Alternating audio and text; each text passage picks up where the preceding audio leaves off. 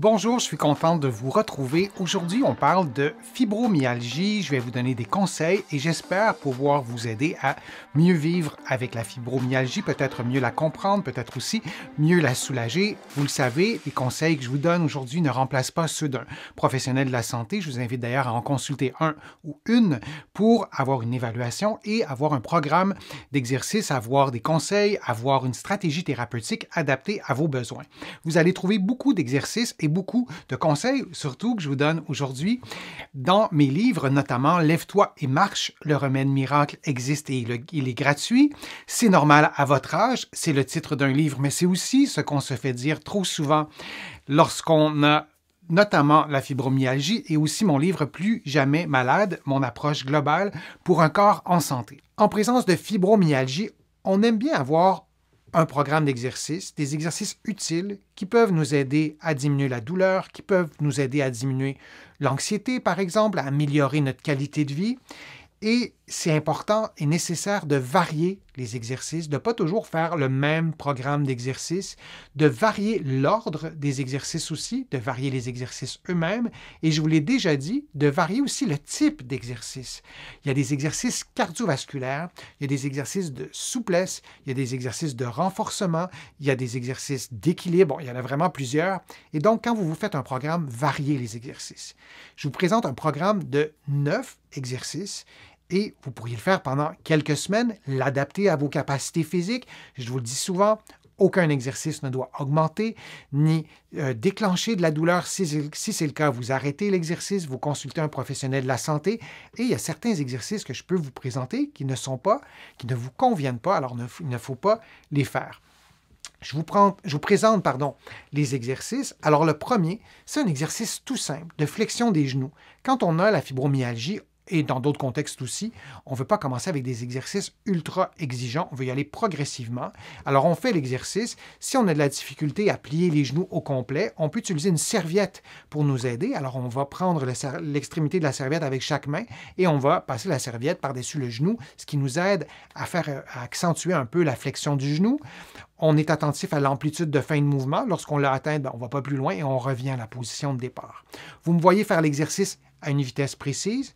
Vous pouvez les faire plus rapidement, pas trop vite non plus, plus lentement. Vous respirez librement. Vous me posez souvent la question, on respire quand durant le direct? Pas durant le direct, oui, c'est bien de respirer, mais on respire quand durant l'exercice? Respirer librement, c'est vraiment la façon la plus simple de synchroniser votre respiration.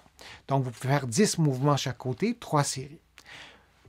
Un autre exercice, c'est de faire la flexion du rachis, donc du cou, du dos et du bassin, allongé sur le dos, et vous revenez à la position de départ. Vous adaptez l'amplitude à vos capacités physiques. Vous pouvez maintenir la position quelques secondes, et là, c'est plus facile si vous expirez en faisant le mouvement de flexion, et vous revenez ensuite à la position de départ. Vous pouvez prendre une pause entre chaque mouvement.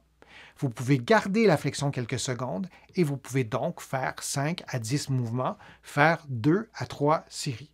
C'est un exercice que j'aime beaucoup, qui détend, qui assouplit, qui travaille la flexion et je vous présente donc des exercices couchés sur le dos, vous avez vu. Pour certaines personnes, c'est plus facile. Pour d'autres personnes qui vont préférer des exercices en position assise, vous allez trouver sur ma chaîne des programmes d'exercices qui se font en position assise. L'exercice suivant, c'est l'exercice on va lever la jambe, le genou tendu. Vous gardez votre genou complètement tendu, vous gardez votre cheville à 90 degrés et vous levez la jambe jusqu'à ce que les deux cuisses soient relativement parallèles.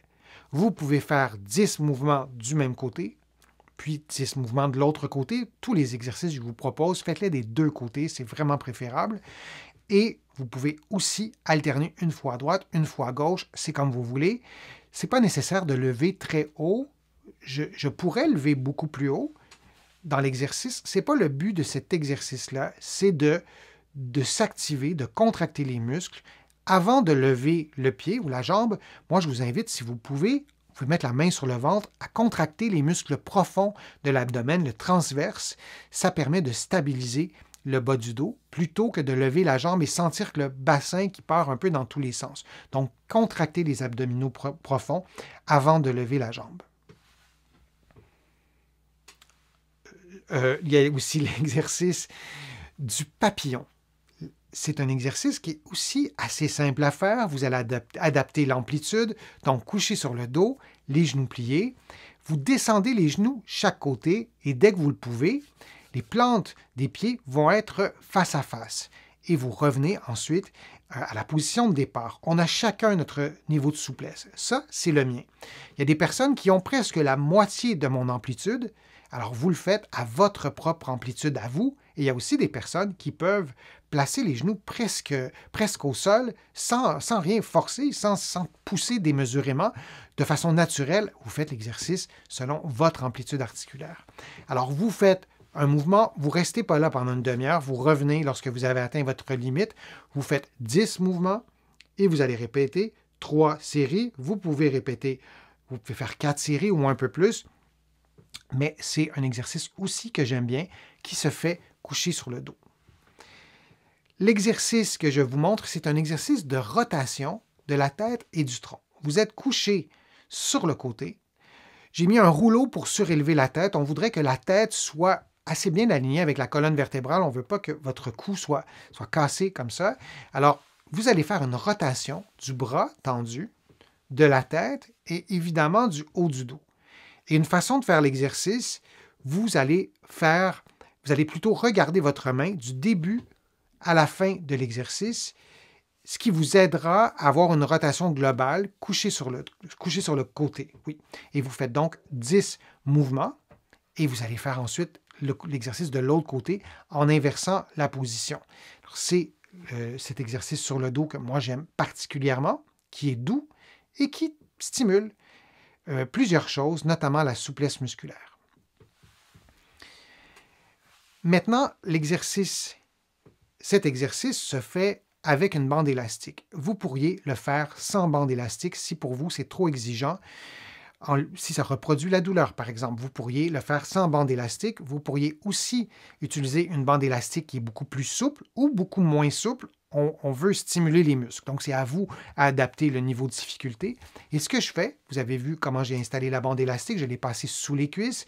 Donc, mes cuisses stabilisent l'élastique et je balance doucement les bras vers l'arrière. Je peux le faire un à la fois, ce que j'ai fait au début de la vidéo, ce que vous avez vu au départ. Je peux aussi le faire en alternance, comme vous voyez. Et l'idée, je peux aussi faire les deux bras en même temps. L'idée, c'est de tendre la bande élastique et de revenir à la position de départ très lentement. Ça stimule les muscles de façon excentrique. Je vous en ai déjà parlé sur ma chaîne. C'est une façon de stimuler les muscles et une façon qui est particulièrement efficace durant un programme d'exercice. On veut avoir des contractions excentriques.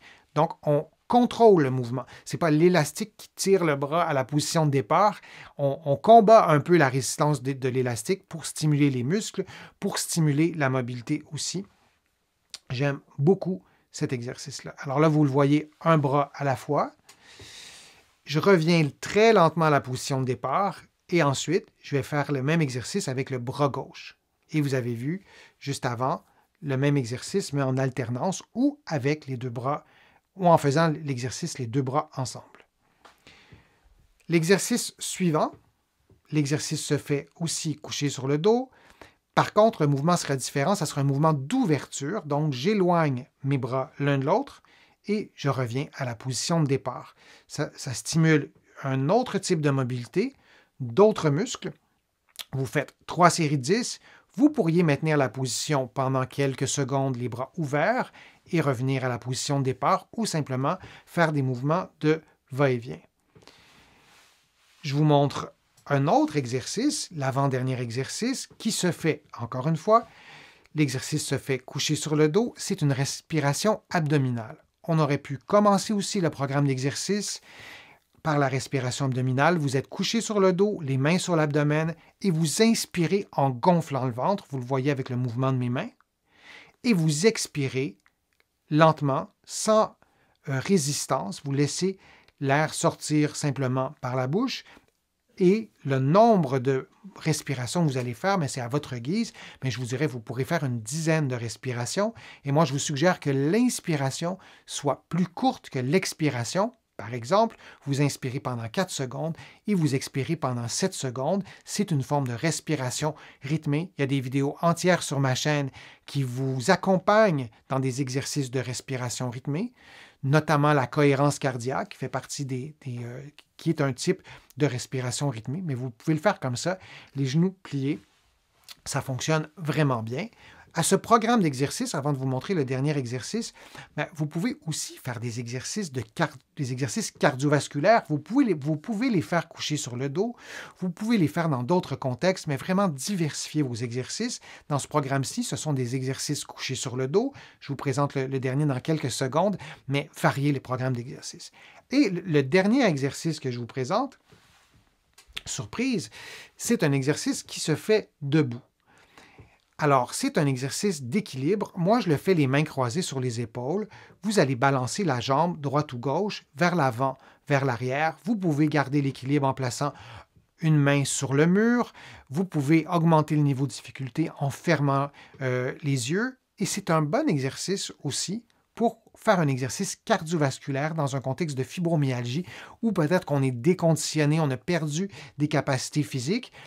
Et de faire un exercice d'équilibre, ça peut stimuler le cardiovasculaire et ensuite on augmente le niveau de difficulté. On pourrait mettre un poids à la cheville, on pourrait tourner la tête en faisant l'exercice vers le côté gauche, côté droit et ajouter d'autres exercices cardiovasculaires.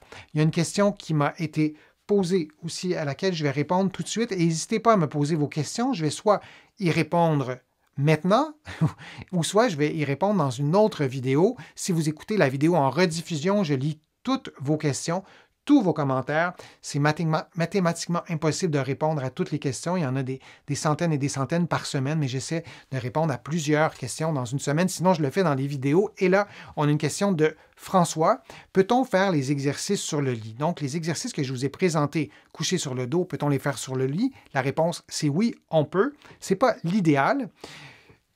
On peut les faire au sol sur un tapis de yoga. Il y a des tapis de yoga qui sont beaucoup plus épais, qui ont le double ou le triple épaisseur. Parfois, ça fonctionne mieux. Parfois, c'est difficile d'aller au sol parce qu'on a perdu de la force. Moi, je vous invite à réfléchir tranquillement à peut-être augmenter la force de vos cuisses. Là aussi, vous allez trouver des exercices sur ma chaîne pour le faire. Mais oui, c'est possible de le faire sur le lit.